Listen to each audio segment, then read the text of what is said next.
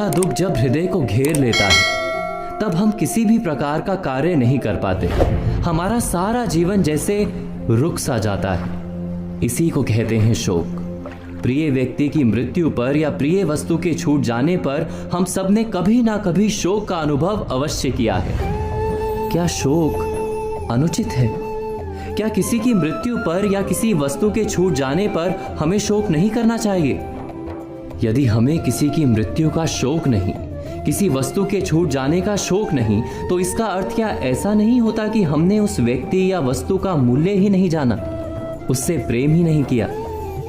अवश्य जहां प्रेम होता है वहां शोक तो होगा ही।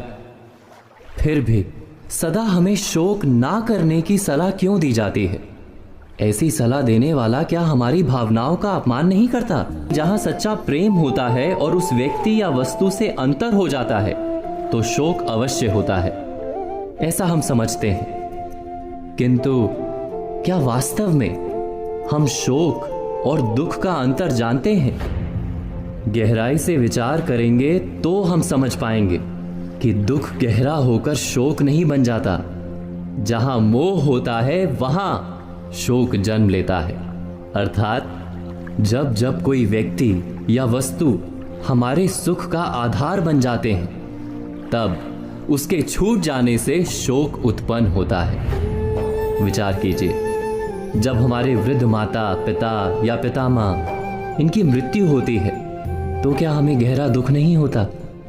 क्या बार बार उस माँ बाप या दादा दादी का स्मरण नहीं होता? क्या उनके प्रेम का स्मरण करके हम बार बार आंसू नहीं बहाते? अवश्य बहुत ही गहरा दुख होता है, किंतु हमारा जीवन व्यवहार नहीं रुक जाता। वास्तव में परिवार के वृद्धों के साथ हमें गहरा प्रेम तो होता है, मोह नहीं होता, क्योंकि हृदय जानता है कि वृद्धत्व के बाद मृत्यु निश्चित है। इसीलिए हम शोक से घिर नहीं जाते। दुख और शोक दोनों एक से प्रतीत होने वाले दो शब्द हैं, पर क्या दोनों का जन्म अलग अलग कारणों से नहीं होता?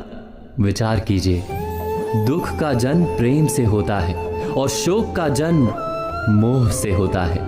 मोह से भरा मन सत्य नहीं देख सकता, किंतु संसार का तो क्रम है कि देर अबेर सब कुछ छूट जाता है। वस्तु हो या व्यक्ति, निकटता है तो अंतर भी होता है।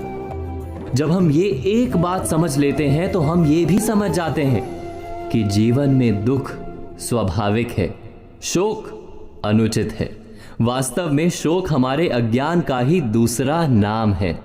इस पर चिंतन मनन अवश्य कीजिएगा।